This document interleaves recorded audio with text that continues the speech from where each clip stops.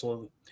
All right, let's go to the chat real quick. Chris Casuin says, Clay, are you concerned with private equity money getting involved with the NFL franchises that are not very liquid, like the Raiders as example? I don't want those top affecting the game we all love.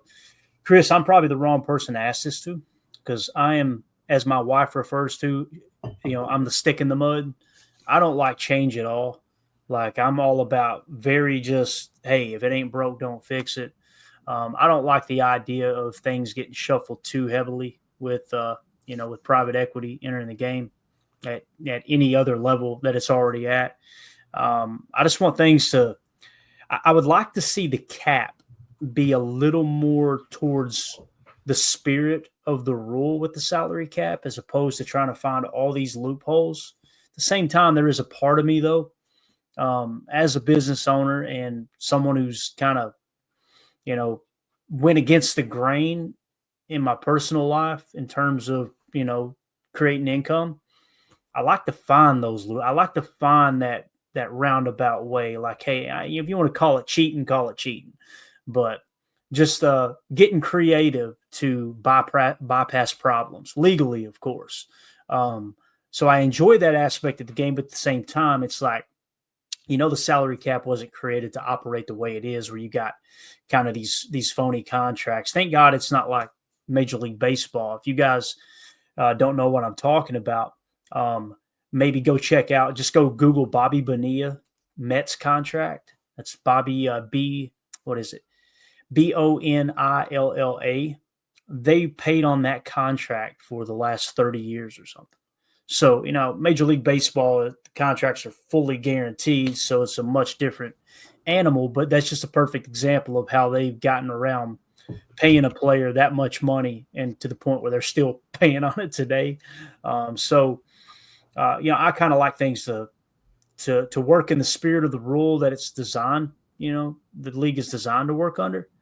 But also part of me does kind of enjoy the creative aspect. You know what I mean, Amelia? I mean, that's what you're an entrepreneur too. Being an entrepreneur, your number one priority is a problem solver.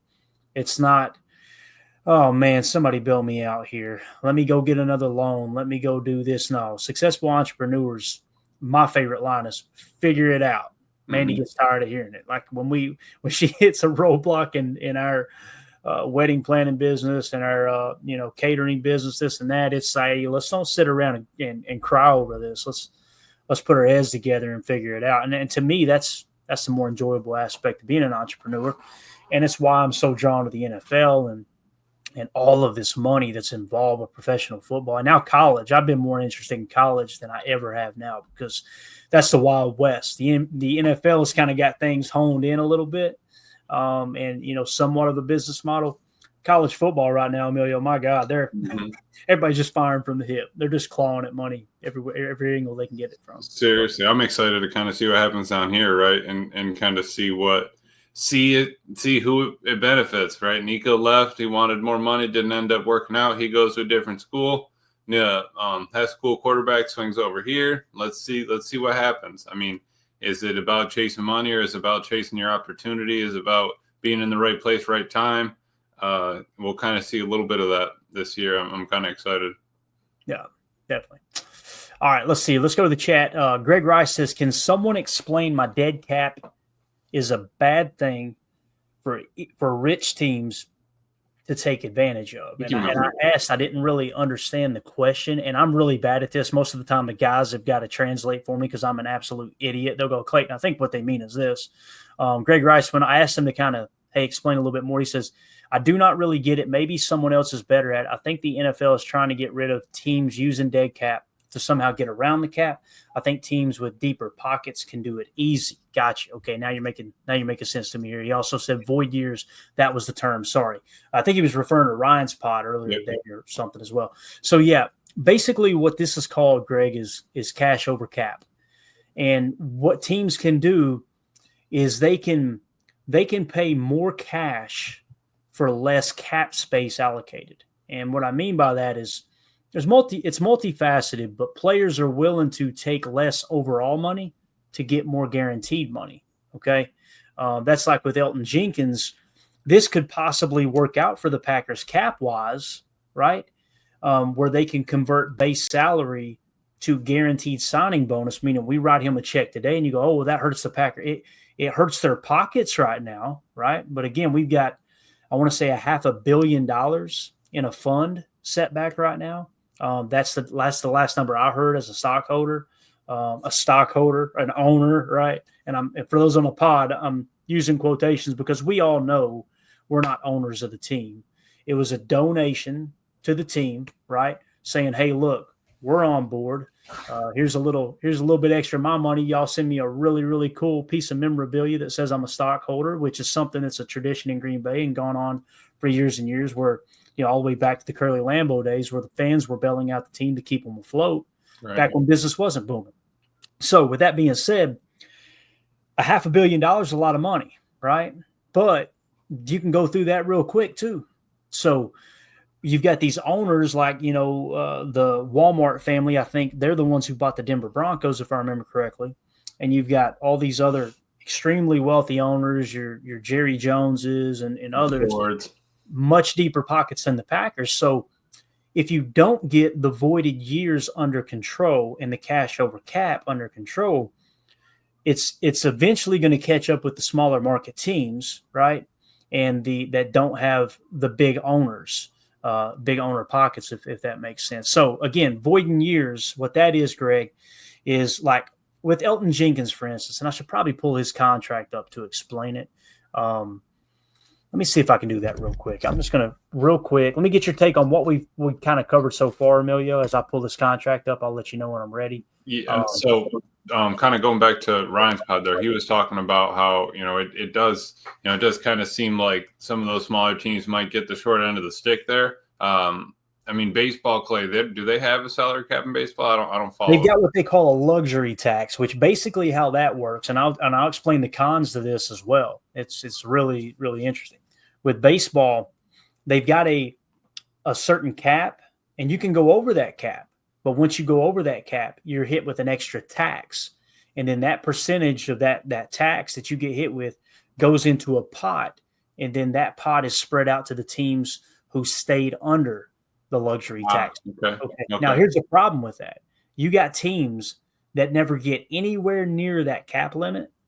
And then the teams like the Yankees, the Red Sox, the Mets, the Dodgers, who are like, hey, we want to win championships, they get taxed. That money goes into the pot. It goes back to those owners, and those owners just pocket that money. They don't even put it back into the team. Right. So, again, it sounds like a government program, don't it? Yeah. But that's kind of, you're getting what, $300 million? When was the last time you saw a football player's contract was, $500 million, something nuts like that, right? It doesn't happen very often. Fully guaranteed contract. Right.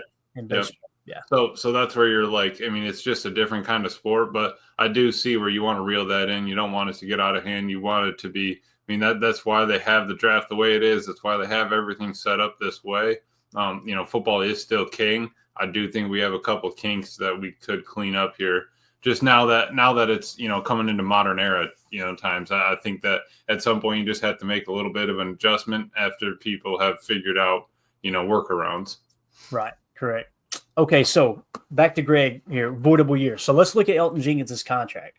What you'll notice with Elton Jenkins' contract, if you look in 2025, you can see this okay, right, Emilio? Yep. Okay. So you notice in 2025, base salary, $11.7 million. Signing bonus is $4.8 million. Workout bonus, he's already forfeited that $500,000. He's already missed the percentage in which you needed to allocate to qualify for that, right? The roster bonus, I believe that'll come week 1 of the season. He'll get that bonus if he's on the roster week 1. Now, what Elton's worried about is look at next year. When you look at the cap hit next year, if I can get the dead cap on here as well, they make it so damn difficult on this side to get everything on there. I think we got it now. There we go. So in 2025, his cap hit is $17.6 million, and his dead cap is only $9.6 million. Right. So what Elton's thinking about is, okay, you just asked me to change position from guard to center, which center gets paid significantly less. If I'm going to get another bite at the apple in free agency after next year, now my value has gone down because I'm considered a center, or at least a hybrid of the two positions. Okay. Now, what he's saying is, you look at next year, he turns 31. His base salary is $18.5 million. Notice the cap hit is $24.8 million, but the dead cap's only $4.8 million. What that means is, and this is how Goody and Russ Ball structure the Packers contracts. Next year they could cut bait with him, and they would have a dead cap of $4.8 million, but they're going to free up $20 million in cap space. So the writing's on the wall for Elgton. So what it kind of feels like for Elgton is they're looking at it like, hey, let's move him to center. To hell with how this is going to hurt his value when he tries to hit free agency when we cut him loose, right? The guaranteed money, the majority of the guaranteed money's gone. He'll play for 1 year at center. We'll cut him loose, and then he takes a big hit trying to hit the market, okay? And we free up $20 million in cap space, okay? Now, is that fair? Is it's not? That's the business of the NFL. I want to say this, though. Elgton Jenkins is looking at it going, hey, how about we convert some of this salary to signing bonus so you guys are on the hook for more dead cap, and that gives me security that I know you're not going to cut me loose, and I get more guaranteed money in my pocket. So when you're talking void years, here's how the Packers could handle this. If I was Brian Gutekunst and Russ Ball, you got to make a decision. Do you want – I get rid of that do-rag first. I don't think it would look good. Yeah, that's for sure. You got to make a decision, and this is what you call, what is it? Cost benefit analysis. Okay. Yep. Do we want Elgton Jenkins on the roster next year? Yes or no? They may say he's declined and we don't want him on the roster. If that's the case, they're just going to stand pat. Right. But if you say, hey, we'd like him on the roster for the next 2 years, and you got to take into consideration, is it worth it to take a hit on future cap space to make sure you've got him at center this year? It's another, cost benefit analysis you got to make as well. So I would say, yes, it's worth it for me to know that center is shored up, because you guys know how I feel about that position. I didn't think Josh Myers should have been on the roster last year.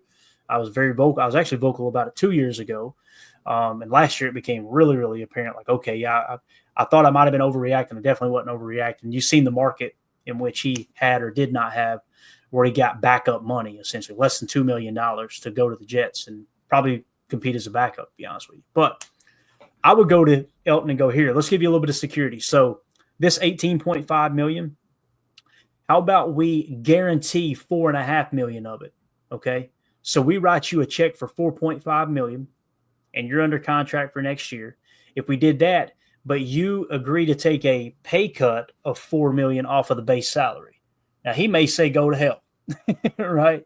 But there's many players that look at it and go, okay, that ensures I'll be here next year. That puts a $4.5 million dump into my account, and I'll still be making somewhere around $9 million in base salary next year. If they cut me loose, I got a little bit of security this year. They've got more an incentive to keep me on the team next year. It's kind of a win-win. That's how Elton's looking at this situation, I would imagine. I haven't talked to – obviously, I'm an idiot. I haven't talked to any agent or anything like that. Now, voidable years, you go, okay, Clayton, yeah, but that $4.5 million, how are we going to allocate that or what have you? You're actually reducing the cap, but if you wanted to add a voidable year on, you can tack on dummy years in 27 and even 28, and then split that $4.5 million, or even some of the signing bonus you already have. You could split it over those two voidable years to where you reduce the cap by $4.5 million this year or next year in 2026, as well as the pay cut he would take on the base salary of $4 million. So essentially, his number at $24.8 million next year in cap hit would drop by roughly $9 million. So you could get that number back down to where it's at right here, to 17.6, 18.5, somewhere around there. So it's win-win for both teams. Now, there are the salary cap doom and gloomers that go, well, you're kicking a can down the road. It's going to catch up with us. It has not caught up with us yet. The Saints have done this for 20 years, it seems like. Mm-hmm. And people say, well, look at their team. Their team isn't bad because they kicked the can down the road. Their team's bad because they handpicked Derek Carr to be their quarterback. They handpicked, as much as people love Taysom Hill, they paid him an ungodly amount of money to play tight end hybrid quarterback, and I think that was a stupid. So you could have taken that money you spent on Taysom Hill and gotten you a decent edge rusher to go opposite of trying to think of the defensive tackle that was down there for the longest time. Really, really good player. Cam, not Hayward. Bergen, or can't remember his name. Anyway, he was Pro Bowler year in and year out. So to me, their problem wasn't digging themselves in this cap. Now, the cap looks bad now, but guess what? Derek Carr is going to be gone. Now you start to dig yourself out of that hole a little bit. So, again, the Packers will never get that bad in terms of cash over cap and voidable years. And that was kind of Ryan's point in the cash over cap is like, yeah, you can say that it's going to be the end of the world after you get yourself, to that cash over cap thing. But the fact that the Saints it's never really come due. You can kind of keep doing it. You get 1 year, where maybe you're bad and then you're all squared away. So yeah, putting the void years out there and then having that money come due whenever they leave, that obviously can't be a problem, because you do have to eventually allocate for that. But it is, you're also got to think of the player's perspective. Like, Elton just wants some money in there. If you could get his cap hit, or the difference between his cap hit and his dead cap closer to what, 10 million, he probably feels a lot safer from getting cut. The fact that they could cut him and free up 20 million next year, that's a good chunk of money. You get that into the single digits, they might think twice about it. You might not need to cut him and get that squared away right away. I apologize. Nitschke's over here. He's got the loudest collar on, and it's slapping around over here as he's digging. So, Chris the Cash Win says, "Don't you think Jenkins wants 20 plus per?" It's possible. That could be the issue too. They could be going, "Hey, look, his camp could be going, I want a 2-year extension worth 20 million per." Could be the case, and maybe Aaron Banks caused that, right? If that's the case with Elton, Goody ain't going to do that. I would be very, very, very surprised if they give him a 2 or a 3-year extension worth 20 million per on average. Now, if it's all base salary with no guarantee, that's a different ballgame. But right. If you're Elton, you're not looking for that without getting security, Soder was asking, is Jenkins worth 13 to 15 per year per the cap hit for 2 years? I think so. I mean, that'd be that'd be a pretty decent deal, I think. If we got him locked up 13 to 15 for 2 years here. My question would be back to you, Soder. You go with Jacob Monk playing center? You know what I'm saying? Like, you go with Sean Ryan playing center? Because to me, it would be on par or worse than what we've seen with Josh Myers. And Josh Myers was the weakest link of the offensive line. That's kind of how I look at it. When I look at the cap situation, I'll try to be very clear here. I could care less about how nice the cap looks. There's a portion of the fan base, and I'm not saying Solder's like this. There's a portion of the fan base is like, they love looking up and going, "Look at us. We're in great cap situation, man. We're 40 million under the cap." Who gives a rat's ass? Yeah. Are we fielding the best 53? That's what I want as a fan. And without having to mortgage the future completely. So Elton Jenkins is the best option at center. Now, if we were to back up and say, okay, let's say that Goody decides Elton isn't worth 13 to 15 million per. He wants to leave it this way and cut bait next year, right? What's the plan? People have gotten this mixed up that they made a comment about Elton Jenkins being being a Pro Bowl caliber tackle, All-Pro guard, Hall of Fame center. They did not say that about Elton Jenkins. They said that about Zach Tom. Okay. Now, if you were to pick one thing out about Zach Tom, Emilio, and say, okay, what's the negative to Zach Tom?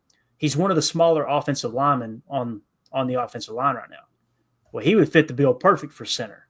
So part of me, again, you got to look at the whole picture. What did Goody do in the draft this year? He drafted 2 tackles, and he went and signed a guard. Right? Now, we always talked about the blueprint of you're not going to pay more than 2 offensive linemen huge starter money. Well, you're going to have to pay Zach Tom. That's coming up. I think we all agree they're going to do that.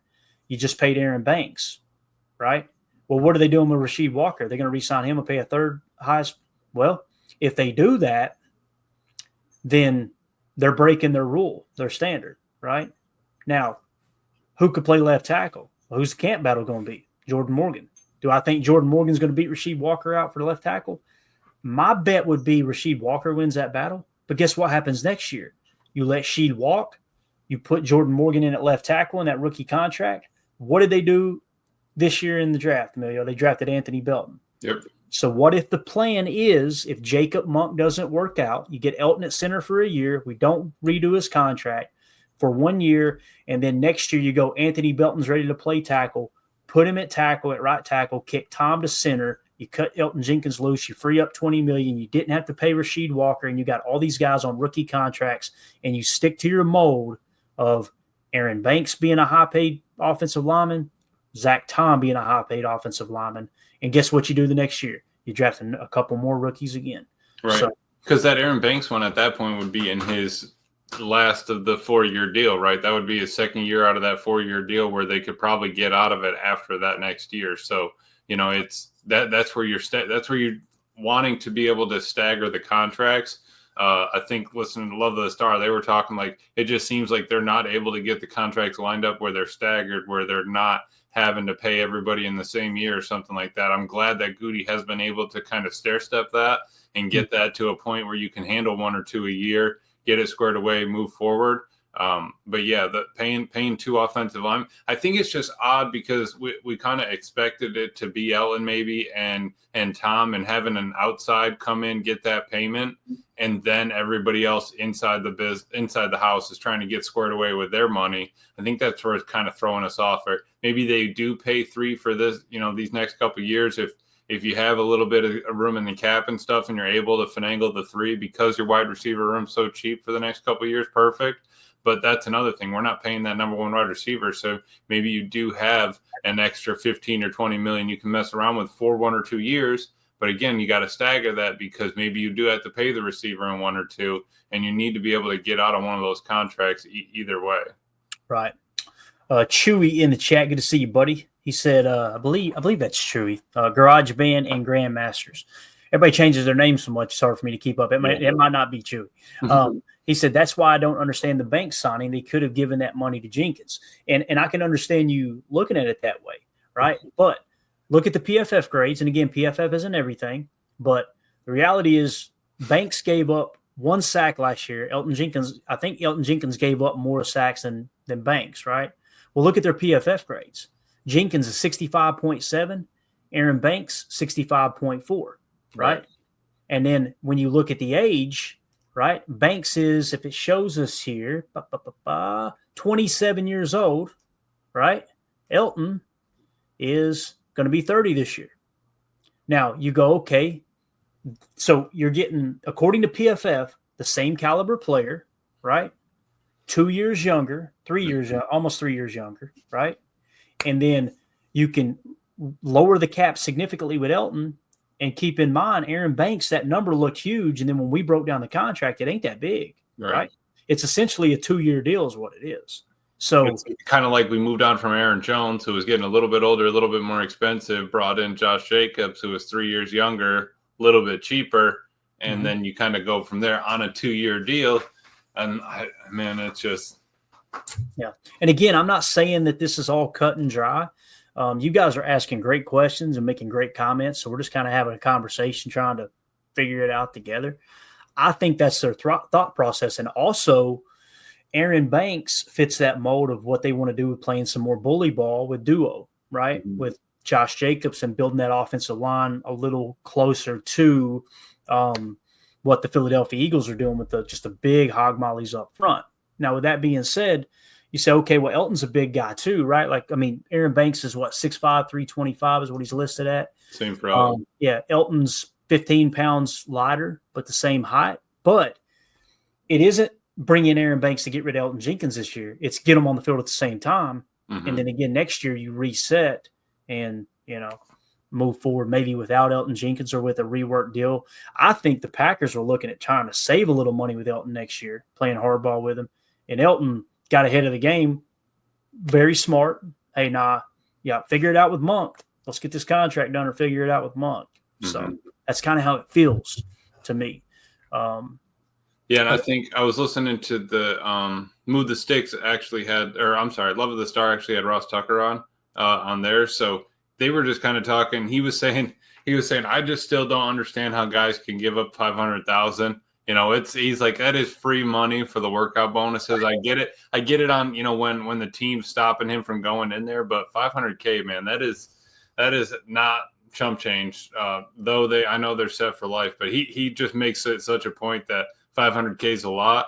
But he said, guys like Micah or anybody or anyone that's, a little bit older still that didn't show up to OTAs because they're trying to figure out the contract. He said the players don't care. Like they understand they understand the game. They know what's happening. They're not mad at the player for not being there, not doing that.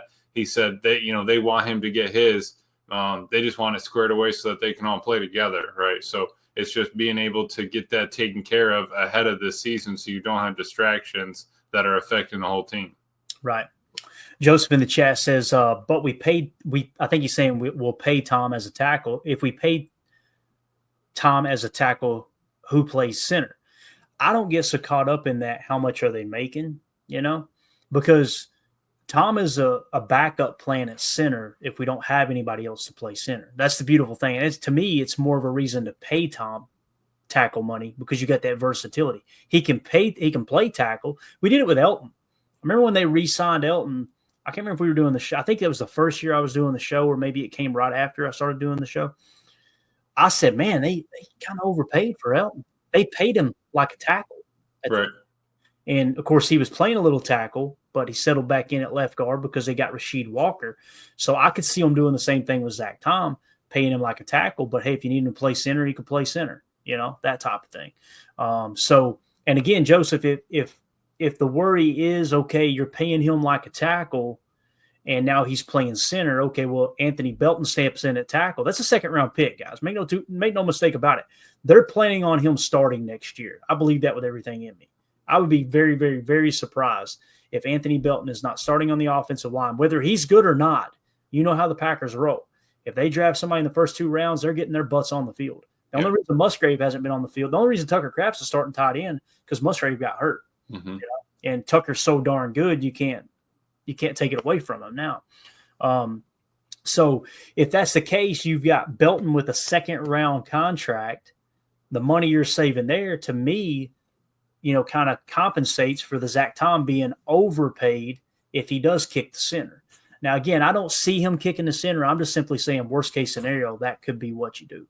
And here's the other thing.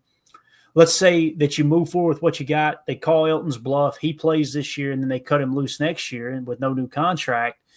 Then you go into free agency looking to sign a center or looking to sign someone maybe to play tackle and kick Tom over to tackle. And then you take 2 or 3 swings in the draft if you don't like what you see in free agency. So it all kind of comes back full circle. And to that point, Clay, they were asking Ross if he thinks that the interior offensive linemen are going to be a little bit more important or potentially could be more important than tackles nowadays.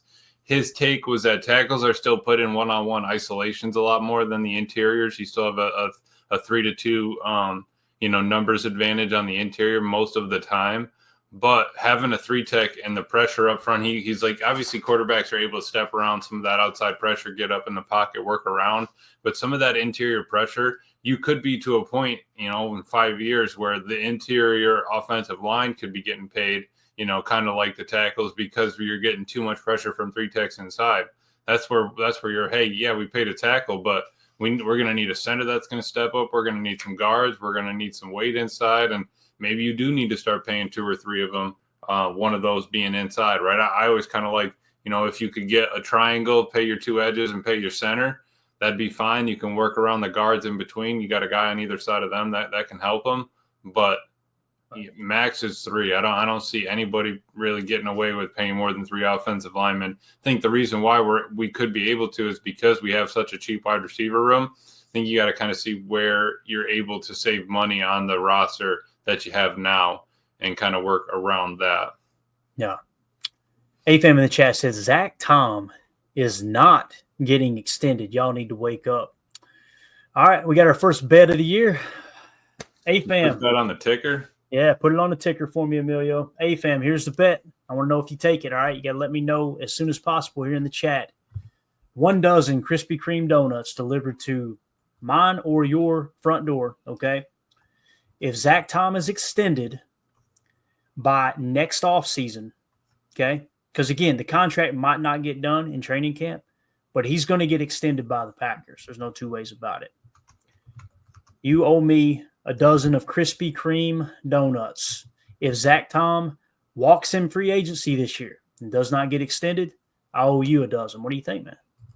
Let me know in the chat. I like it. Greg Rice said, AFAM is drunk. He said, AFAM is drunk. Coach Lynn said, what you smoking? Greg Rice says, AFAM butt tat? Question mark. Oh, boy. Uh-oh. AFAM says, AFAM is sober as a judge. That ain't that sober nowadays, man. You got to – I've heard – I've read the newspaper enough to see a couple of those judges in the news for sure. So that's nice there, Emilio. It's a good time to pop that up on the show. I was trying to pull this one up, clicked on the old wrong link there. There we go. All right. Just let me know if you're in or not. AFAM. Yeah, this was a fun conversation. We did not plan on this, but man, that first hour went by pretty quick. Let's end it right there. For those of you listening on the pod, that's going to do it for hour one. We will pick up in the second hour where we're going to talk some LVN, well, Lucas Van Ness. I think you guys would be surprised with some of the numbers and kind of what the future looks like for him. But we appreciate y'all. We'll see you on the other side. For those of you listening on the pod, welcome into hour two. That was a fun conversation. I want to say this as we start off hour two. Shout out to Mary over at MAC, My Autism Connection. Happy birthday to Mary. Emilio, we got to meet her at the draft, obviously, and big supporter of the show, and obviously them doing great things over there with My Autism Connection. So happy birthday, Mary. Happy birthday. Yeah. So hopefully you had a great day today for sure. So. I just got a storm rolling in now, so it was a beautiful day until I hear the thunder rolling. The lightning's hitting outside right now, Clay. So every time it thunders here, I hear Lincoln over here go. He knows. He knows that it throws the whole week off for mowing and everything. He thinks he's going to do something about it. He ain't going to do nothing about it. I mean, as soon as that lightning crashes, he's right over here in my lap, 125 pounds. Yep. All right.